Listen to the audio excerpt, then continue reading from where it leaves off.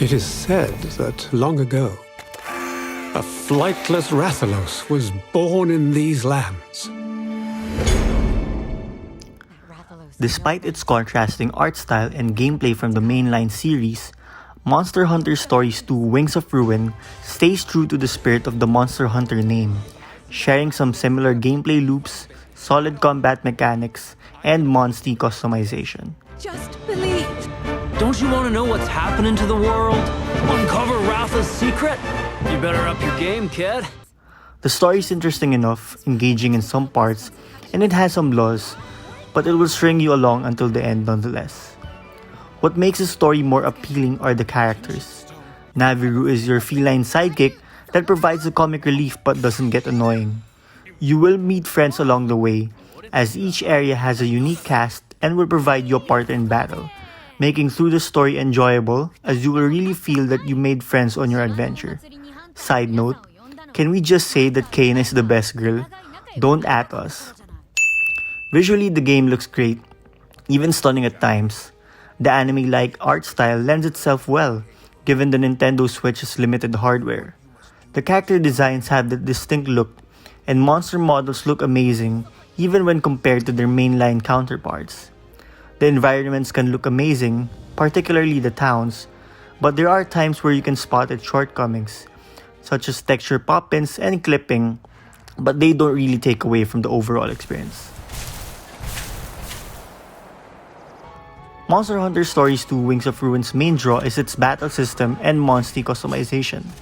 The game has a turn-based combat system with rock-paper-scissors mechanics. Power moves beat technical, technical beats speed, and speed beats power. Staying true to the mainline game spirit, MH Stories 2 uses some of the franchise's signature weapons, such as the Great Sword, Hunting Horn, and Bow, that deal specific kinds of damage to weaken and eventually break certain parts of monsters. Just like in the main titles, the gameplay loop of hunting for parts and making armor out of them is also present but streamlined. There are also some mechanics unique to this game, such as if you fill enough of the kinship gauge, you can ride on your partner and do some really over-the-top special attacks that are unique to each monstie, like limit breaks from Final Fantasy games.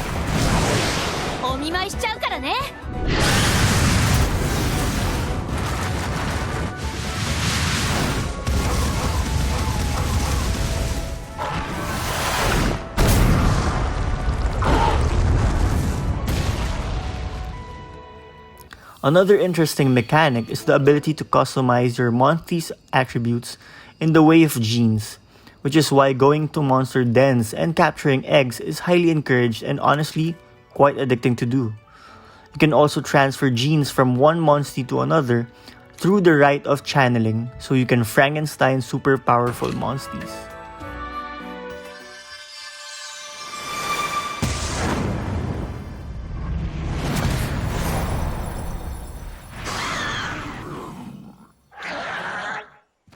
The game really is a unique experience but does have its faults.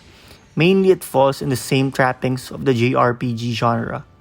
The dungeons tend to repeat themselves, and you will quickly get familiarized with its layout, making them a chore to do later on.